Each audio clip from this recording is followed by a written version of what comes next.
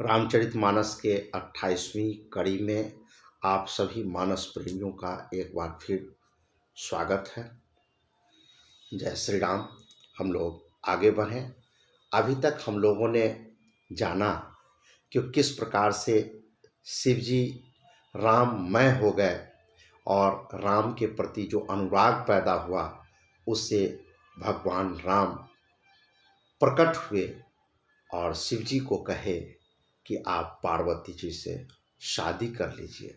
इस बात का पहले उन्होंने एक तरह से करार किया कि आप सचमुच में यदि हमसे उतना प्रेम है तो आप हमारी इस बात को मान लीजिए कि आप पार्वती से जाकर के विवाह कर लें।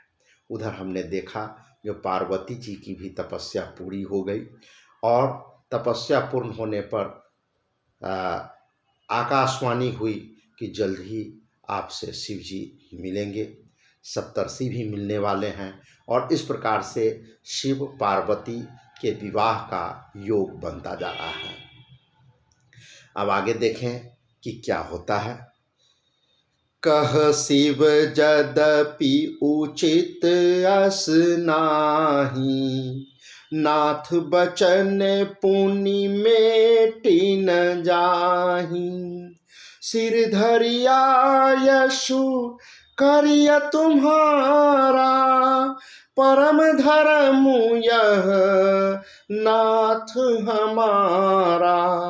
शिव जी कह रहे हैं कि ये तो उचित नहीं है, लेकिन आप हमारे स्वामी हैं और आप हमारे हृदय में बसते हैं। रात दिन आप ही का भजन करते हैं, इसलिए आपकी बात को हम न माने ये भी संभव नहीं दिखाई देता है। इसलिए आपकी बात को मेटा तो नहीं जा सकता है। लेकिन हे प्रभु, हमारा भी धर्म है कि आपकी यदि यही आज्ञा है तो इस आज्ञा को मैं शिरोधार्य करता हूँ और इसका पालन करना हमें जरूर चाहिए, क्योंकि आपने जो कुछ भी किया है सोच समझ करके ही हमारे हित के लिए ही किया होगा। ये शिव जी अपने उद्गार को अपने स्वामी राम के प्रति व्यक्त कर रहे हैं। मातु पिता गुर प्रभु कै बानी, बिनहि विचार करिया शुभ जानी। तुम सब भांति परम हितकारी, आज्ञा सिर पर नाथ तुम्हारी।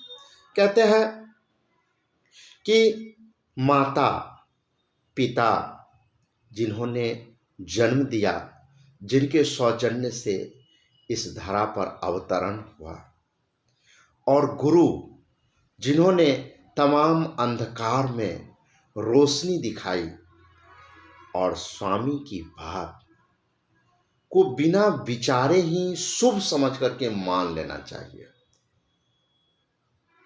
फिर आप तो हमारे परम हितकारी हैं। हे प्रभु, आपका आज्ञा शिरोधार्य है, आपकी आज्ञा अकाट्य है। प्रभु तो सेऊं सुनि शंकर बचना, भक्ति विवेक धर्म जुत रचना। कह प्रभु हरे तुम्हारे पन रहूं, अब उर राखे हूँ जो हम कहें।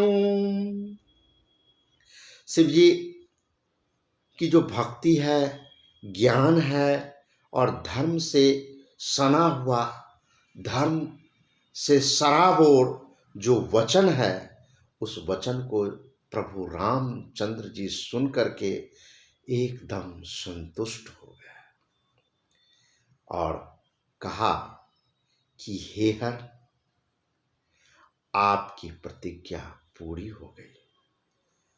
अब हमने जो कहा है उसको हृदय में धारण करना।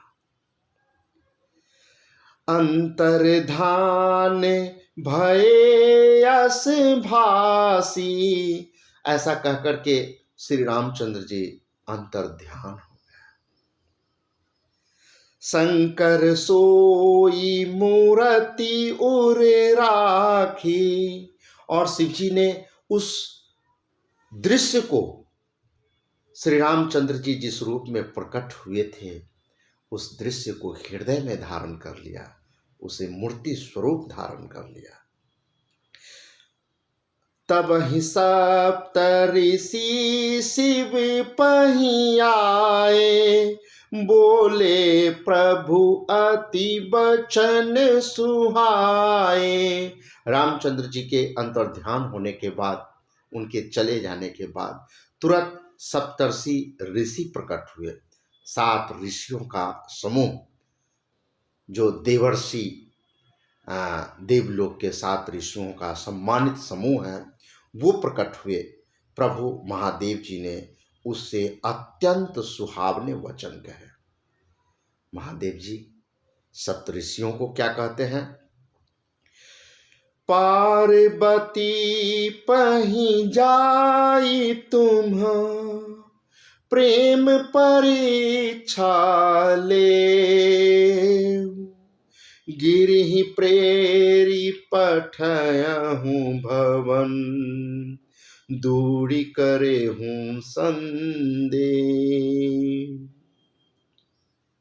सीधे सीधे महादेव सप्तऋषियों को आदेश दिए, कहे कि आप लोग सीधे सीधे पार्वती जी के पास जाइए और उनका जो हमारे प्रति प्रेम है, अनुराग है, उसकी परीक्षा लीजिए,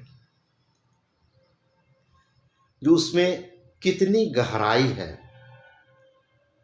इसके बाद हिमाचल को जाकर के कहिए कि पार्वती को लाने के लिए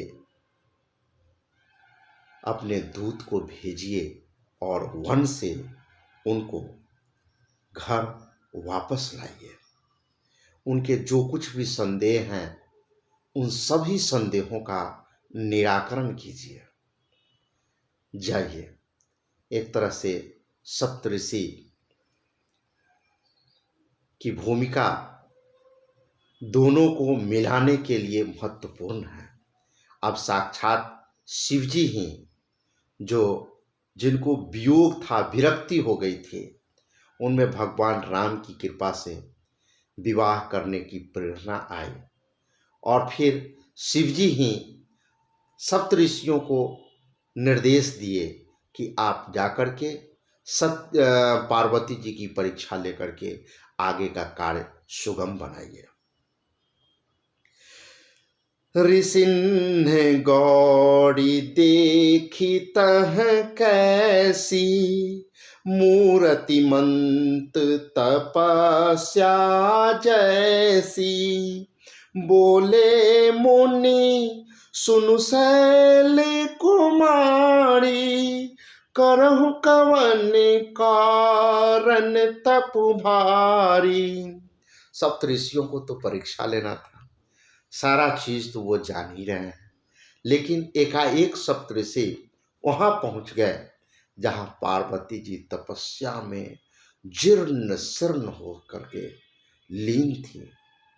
और पार्वती जी को उन्होंने जो देखा कि एकदम मूर्ति के रूप में तपस्या में लीन है, उनकी आस्था और निष्ठा को देख करके मुनि कहे कि हे शैल कुमारी, शैल माने पत्थर, हिमालय पुत्री थी इसलिए उनका नाम शैल कुमारी भी है। हे शैल कुमारी, सुनो, इतना कठोर तप करने का क्या जरूरत है? इतनी तपस्या क्यों कर रही हो? क्या कारण है? के ही अवराध हूँ का तुम चाहूँ, हम सन सत्य मरमु किन कहूँ, कहत बचन मनु अति सकुचाई, हंसी हूँ सुनी हमारी जरताई। जर माने बेवकूफ, जर का मतलब स्थिर बुद्धि, जिसमें गतिशीलता नहीं है, हरदम इस बात का संकोच कि जैसे हिमालय पत्थर है, एक ही जगह स्थिर रहता है, उसी हिसाब से क्या समझ में नहीं आता है, इसको जड़ बुद्धि कहा गया है। सप्तऋषि पूछते हैं कि केहि अवराध हूँ का तुम चाहूँ, तुम किसकी आराधना करती हो, हैं? क्या चाहती हो, क्या तुम्हारे मन में है? जो मन में बात हो तुम सच सच हमको कहो ना, बिल्कुल कहो, निसंकोच होकर के कहो। तब पार्वती जी बोली कि क्या कहें, कहत बचन मनु अति सकुचाई, बोलने में भी बड़ा सकुचाहट हो रहा है, संकोच हो रहा है।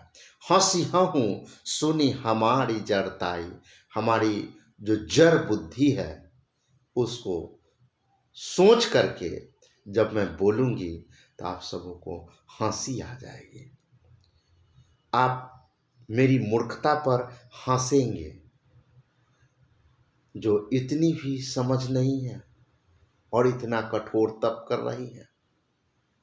मनुहठ परा न सुनई सिखावा, चहत बाड़ी पर भीति उठावा, नारद कहा सत्य सोई जाना, बिनु पंखन हम चही उड़ाना।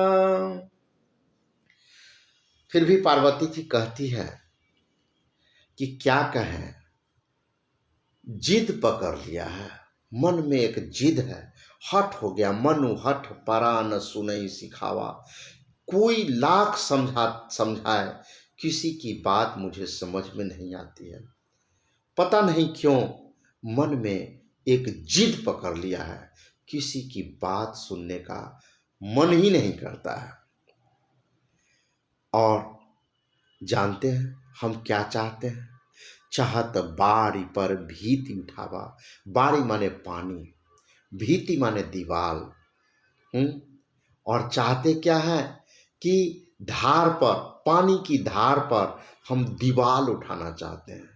बताइए कैसे संभव है। नारद कहा सत्य सोई जाना, बिनु पंखन हम चाहि उड़ाना। हमारे पास पंख नहीं है, चिड़िया को पंख होता है जो आसमान में ऊंचा उड़ान भरती है। मेरे पास पंख नहीं है, बिना पंख का मैं उड़ान भरना चाहती हूँ। बस एक ही भरोसा है कि नारद जी ने जो कह दिया वही सत्य है, दूसरा कुछ नहीं। बस उसी सत्य के सहारे हम अपार कष्ट को उठा रहे हैं, चाह रहे हैं जो पानी की धार पर दीवाल खड़ा करते हैं, चाह रहे हैं कि बिना पंख का ऊंचा उड़ान करें। ये तो बिल्कुल असंभव है, लेकिन विश्वास है जो होगा। इसलिए मैं कहती हूँ कि जब मैं बोलूँगी तो आप सबों को हंसी आ जाएगी। देखहु मुनि अविवेकु हमारा, चाहिए सदा शिव ही भर तारा। यहाँ पर भरतारा, भरतार का मतलब जो भरण पोषण करता है उसको भरतार कहते हैं, और भोजपुरी में इसी को भतार कहा जाता है। और थोड़ा अपने इलाके में जहाँ हम लोग हैं ये शब्द ज़्यादा प्रचलन में नहीं है, लेकिन इसको सुनने से अजीब टाइप का बुझाता है, जो शब्द उचित नहीं है, लेकिन ये भरतार शब्द का ही अपभ्रंश है। भतार जो पति को कहा जाता है। कहते हैं, पार्वती जी कहती हैं कि हे मुनिगण, आप हमारा अविवेक तो देखिए, जरा सा भी बुद्धि नाम का चीज नहीं है कि मैं शिव जी को ही अपना पति के रूप में हरदम पाना चाहती हूँ। ये कैसे संभव है? बस एकमात्र नारद जी के कहे गए बातों पर भरोसा करके इतना बड़ा जटिल काम मैंने करने को ठान लिया है। सुनत बचन बिहिसे गिर संभव तब दे, नारद कर उपदेश सुनी, कहूँ बसेऊ की सुगे।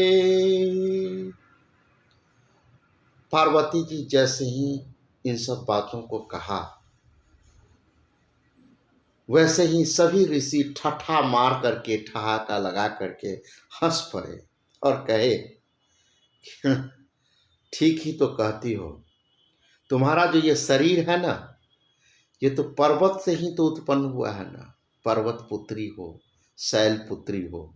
पर्वत जहाँ है वहीं पड़ा रहता है, उसके पास कुछ भी सोच विचार करने की शक्ति नहीं। जड़ बुद्धि, पहाड़ की तरह तुम्हारा दिमाग भी जो है ना, बिल्कुल जड़ हो गया है। आखिर हो कौन? उस पहाड़ की ही तो बेटी हो, क्यों न जड़ हो? भला तुम ही बताओ कि नारद जी का उपदेश सुन करके किसी का घर आज तक बसा है क्या? हैं? और तुम उस नारद जी के बात पर भरोसा करके यह कर रही हो। एक तरह से सप्तर्षि शिव जी के आदेश पर परीक्षा ले रहे हैं। और देखिए पार्वती जी क्या जवाब देती है।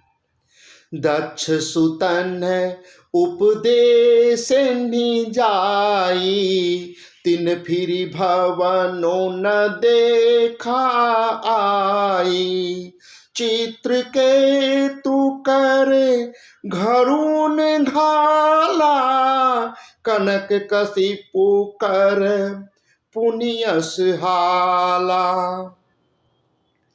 बताइए, उस नारद जी के बातों पर तुम भरोसा करती हो? क्या कहें?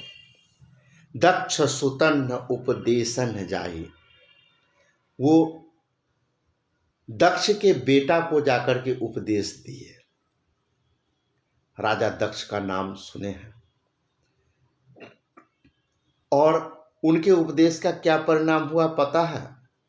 कि फिर घर का मुंह भी नहीं देखा, घर को त्याग दिया है। चित्रकेतु के घर को नारद ने ही चौपट कर दिया। फिर हिरण्यकश्यपु का भी कहानी जानती हो कि उनका क्या हाल बना दिया। नारद सीख जे सुनहि नर नारी, अवसि हो ही तजी भवनु भिखारी, मन कपटी तन साजन चिन्हा, आप सरिस सबहि चाह किन्हा।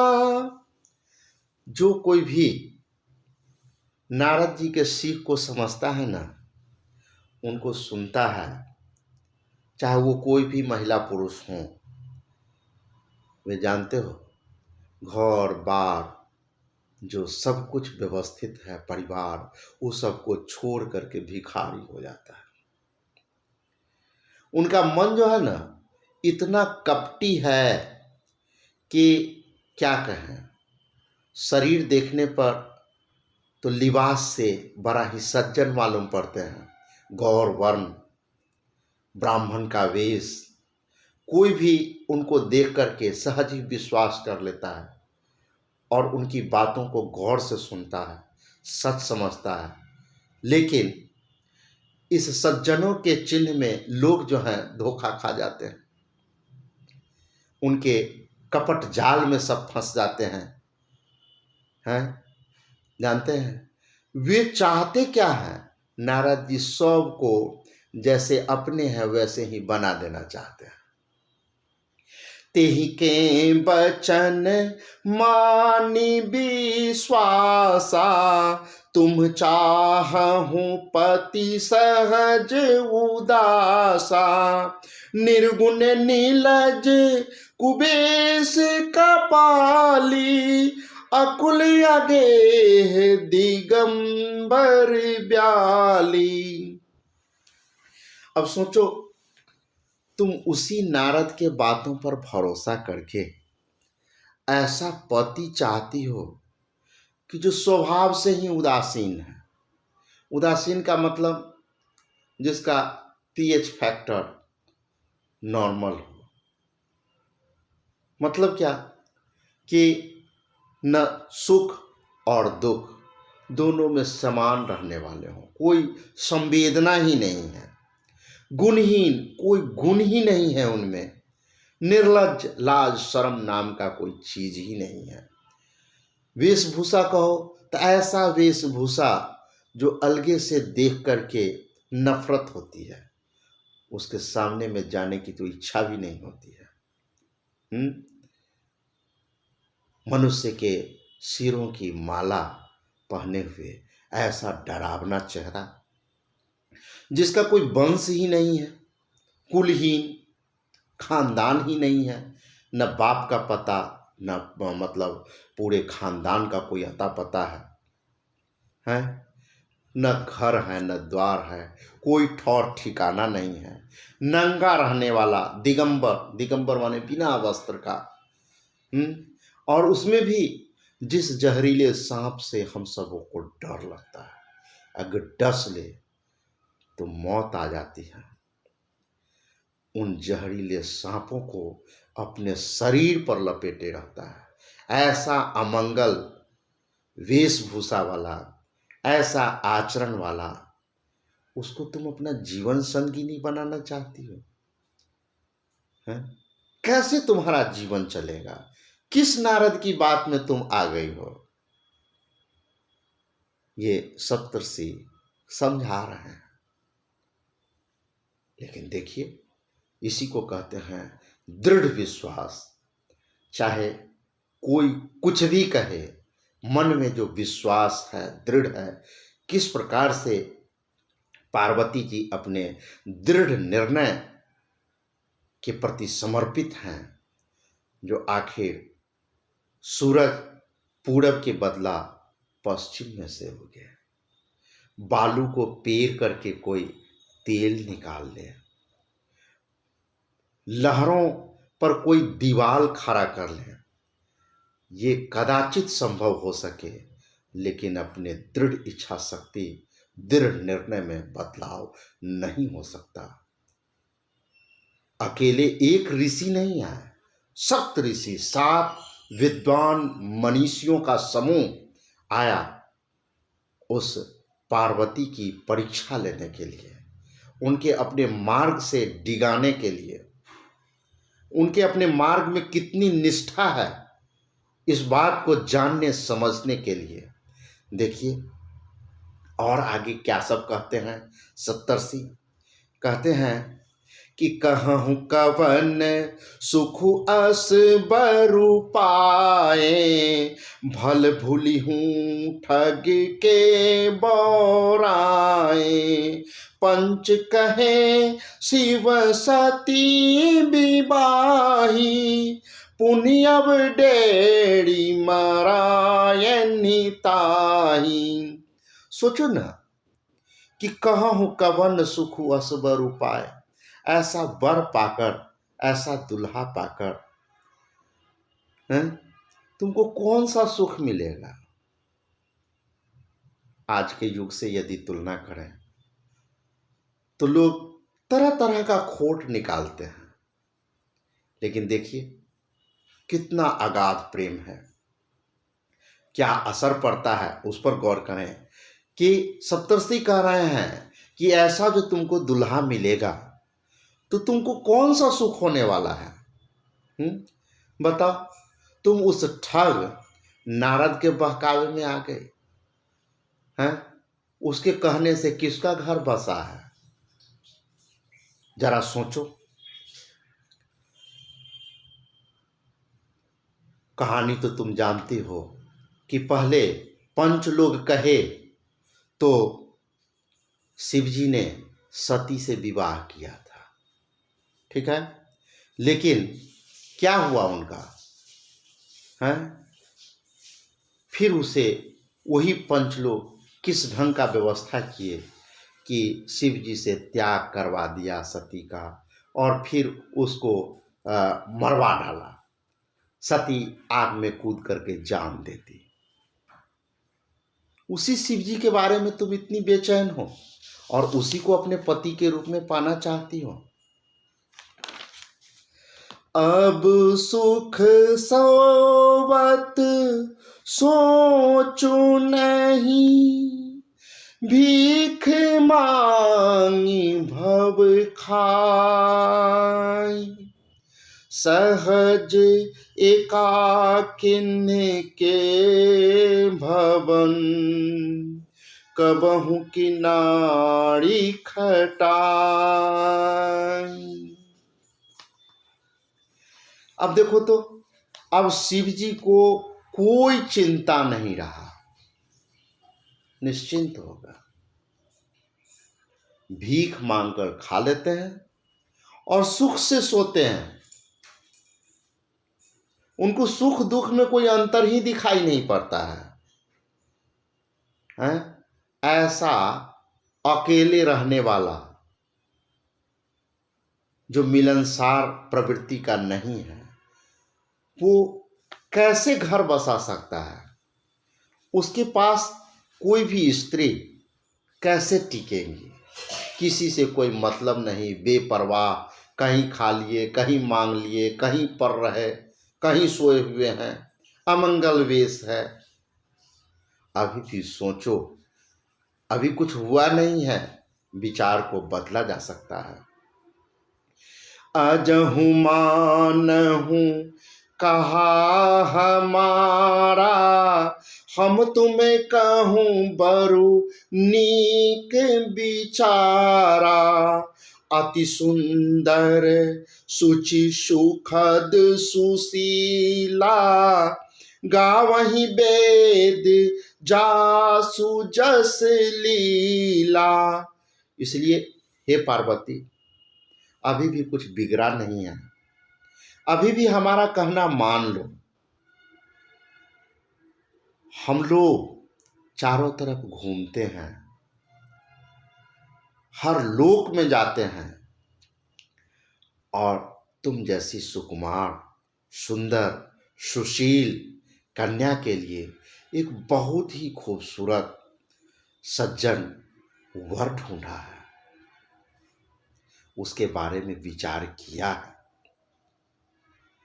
वो सचमुच में बहुत ही सुंदर हैं, पवित्र हैं, सुखदायक हैं, सुशील हैं, और उनका यश वेद पुराण सभी गाते हैं, तीनों लोकों में वो प्रसिद्ध हैं। दूषण रहित सकल गुण राशि, श्रीपति पूरे बैकुंठ निवासी। असबर तुम ही मिलाऊ बानी, सुनत बिहसी कह बचन भवानी। वह सभी प्रकार के दोषों से रहित है, उनमें कोई दोष ढूंढने से भी नहीं मिलता है। जितने भी सद्गुण हैं, जितने अच्छे अच्छे गुण हैं, सभी उनमें है। लक्ष्मी के स्वामी है, बैकुंठपुरी का रहने वाला है, हम कहो तो ऐसे वर को ला करके तुमसे हम मिला देते हैं, तुम खुद देख लेना। जब इस बात को पार्वती जी सुनी ना, तो तब से सुन रही थी, कुछ नहीं बोल रही थी। अब बर्दाश्त नहीं हुआ और वह बोल पड़ी। अब देखिए पार्वती जी क्या कहती हैं। सप्तर्षि तो सोच रहे थे कि उसको तो ऐसे ऐसी बात कहे हैं कि निश्चित रूप से अगर सच्चा अनुराग शिव जी के प्रति नहीं होगा तो वो डिग जाएगी, हमारी भावना में आ जाएगी। लेकिन देखिए दृढ़ निश्चय, दृढ़ प्रतिज्ञा वाली पार्वती जी क्या कहती हैं। कहती है कि सत्य कहे हूँ गिरि भव तनु एहा, हठ न छूट छूटे बरु देहा, कनकऊ पुनि पसानते होई, जार हूँ सहजु न परिहर सोई। कहते हैं पार्वती जी को ये बात तो लग गई कि सप्तर्षि जो कहे कि तुम हो कौन, पर्वत की ही तो बेटी हो। जैसा पर्वत जड़ होता है तो तुमको बुद्धि कहाँ से आएगा।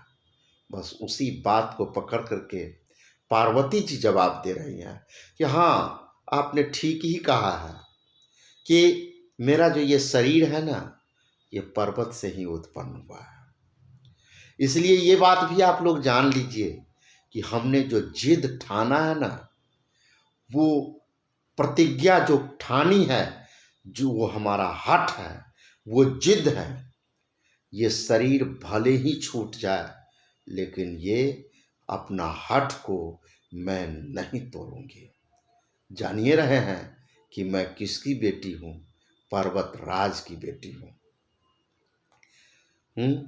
कनकऊ पुनि पशान ते होई है। सोना भी जो है ना वो पत्थर से ही उत्पन्न हुआ है।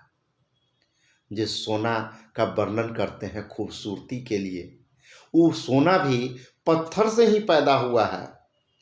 और जानते हैं सोना को आग में भी जलाया जाता है तो भी वह अपने गुण को छोड़ता नहीं है, उसका गुण सुरक्षित ही रहता है।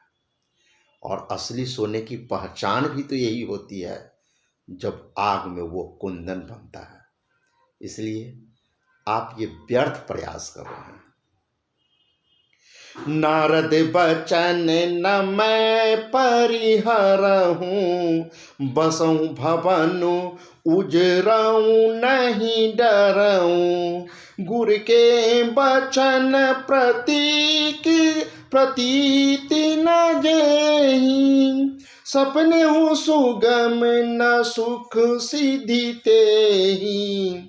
अतः मैं नारद जी का जो वचन है ना, उसी के सहारे इतना बड़ा दृढ़ निर्णय है, इसलिए उनके वचन को तो किसी भी हाल में नहीं त्यागूंगी। वो ब्रह्मा का लकीर है मेरे लिए। चाहे हमारा घर बसे, चाहे उजड़ जाए, इससे मुझे डर नहीं लगता है। आगे कहती है गुर के वचन प्रतीति न जेहि, सपने हूँ सुगम न सुख सिद्धि तेहि। पार्वती जी सप्तर्षियों को कह रही हैं जो जिसको गुरु के वचनों पर विश्वास नहीं है, उसको सुख और सिद्धि, मतलब जो उनका लक्ष्य है, उसकी प्राप्ति कभी भी आसान नहीं होती। अगर अपनी सिद्धि चाहते हैं और अपने सुख चाहते हैं तो गुरु की बातों को मानना पड़ेगा।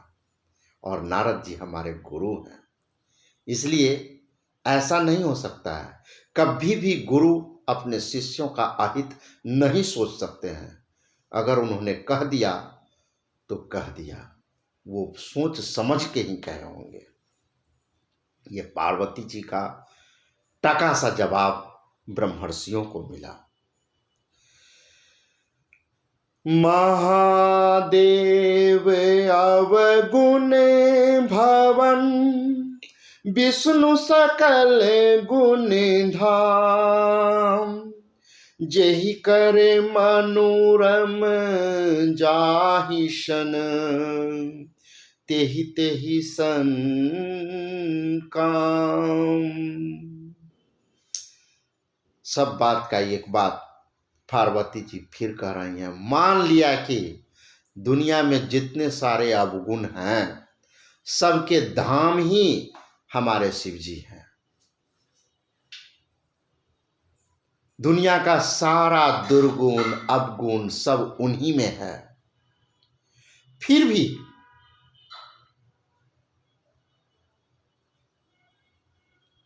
मन हमारा जिसमें रम गया उसको तो उसी से काम है। विष्णु ये भी मानते हैं कि विष्णु सभी गुणों के धाम है, लेकिन हमने जिसे पति के रूप में मान लिया दुनिया का सारा दुर्गुण ही उनमें क्यों ना हो, लेकिन क्या करें, मन वहीं लग गया तो लग गया। इसलिए अब तो दूसरे से हमें क्या लेना देना। सूरदास जी कहते हैं उधो मन माने की बात। मन जहां रम गया तो रम गया है। आगे और भी जवाब तीखा देते हैं कि जो तुम्हें मिलते हूँ प्रथम मुनीषा, सुनतियों सीख तुम्हारी धरी सीसा। अब मैं जन्मू संभुहित हारा, को गुण दूषण करें बिचारा। आगे कहती हैं कि हे मुनिगण, हे मुनीश्वरों, मैं आपका अभिनंदन करती हूँ, लेकिन अब क्या करें। अब होत क्या, अब पछतात होत क्या, जब चिड़िया चुग गई खेत। जब मैंने निर्णय कर लिया तो कर लिया। यही बात अगर आप पहले हमसे मिलते ना, नारद जी से पहले आप ही अगर हमसे मिलते तो आप भी जो उपदेश देते उसको हम सिर माथे पर धारण करते, लेकिन आप तो पीछे हो गए और मैंने तो अपना वचन शिव जी को हार गए और ये पूरा जन्म जो है शिव जी के लिए हार चुकी हूँ। और अब गुण दोष का क्या विचार करना। बात बिल्कुल सही है। विवाह में जब कन्या पक्ष के लोग लड़का तय कर लेते हैं और हर प्रकार से तय हो गया है या अब संबंध होगा, तो फिर उस वक्त में अगर कोई बिलगाने का प्रयास करता है तो हम यही जवाब देते हैं कि हमने जो निर्णय कर लिया सो कर लिया, अब इसमें बदलाव नहीं। सचमुच में पूजा जब होती है तो हम लोग जाते हैं बाजार में और मूर्ति पसंद करते हैं। कौन सा मूर्ति लें, जो मूर्ति पसंद आ जाता है या हम अपने जेब के हिसाब से जिस मूर्ति को पसंद कर लेते हैं बस उसी में निष्ठा हो जाती है। और उसी को ला करके जब प्राण प्रतिष्ठित करते हैं तो उनमें देवी और देव का स्वरूप आ जाता है। और उस समय में कभी ये विचार नहीं किया जाता है कि ये मूर्ति खराब और वो मूर्ति अच्छा, जो ले आए वही अच्छा, उसी में हमारा मन रम जाता है। आगे कहते हैं कि जो तुम्हरे हठ हृदय विशेषी, रही न जाई बिनु किए बरेसी। तो कौतुकीहन आल सुनाही, बर कन्या अनेक जग माही। आगे पार्वती जी कहती हैं कि यदि आप लोगों के हृदय में भी ऐसा ही हठ है जिद है कि मैं बना बनाया रिश्ता को बिगाड़ूं, तो मन में अगर यही आता है कि विवाह की बातचीत में जब तक बखेरा नहीं खड़ा करूं तो आप लोगों के मन ही नहीं लगता है। कहते हैं ना कि आपके पेट में बात ही नहीं पचती है, तो क्या हर्जा है। संसार में वर कन्या बहुत है, जाइए आप उनसे जाकर के खिलवाड़ कीजिए। और जो खिलवाड़ करने वाले होते हैं उन पर कटाक्ष करके कह रहे हैं कि उनको तो आलस लगती नहीं है, अगर किसी का घर बिगाड़ना हो तो अपना फूंक करके भी चल देते हैं उसके घर को बिगाड़ने के लिए। तो जाइए, आपको अगर यही करना है तो कहीं और जा कर के कीजिए, कृपा करके हमें छोड़ दीजिए। हमने जो निर्णय कर लिया वो कर लिया। जन्म कोटि लगी रगर हमारी, बरहु शंभु न तरहु कुंवारी। तजहु न नारद कर उपदेशु, आप कहीं सत बार महेशु। क्या कहें, मेरा तो करोड़ों जन्मों तक, एक दो जन्म की बात तो छोड़िए, करोड़ों जन्मों तक यही जिद रहेगा, यही हठ रहेगा कि या तो मैं शिव जी को ही वरूंगी और नहीं तो कुंवारी ही रहूंगी। जन्म कोटि लगी रगर हमारी, रगर माने जिद। जन्म कोटि, कोटि माने करोड़, करोड़ों जन्म क्यों नहीं लगे, लेकिन हर जन्म में हमारी यही जिद रहेगी कि या तो मैं वर के रूप में शंभू को वरूंगी और नहीं तो आजीवन कुंवारी ही रहूंगी। तजौ न नारद कर उपदेशु, आप कहाँ ही सतबार महेशु।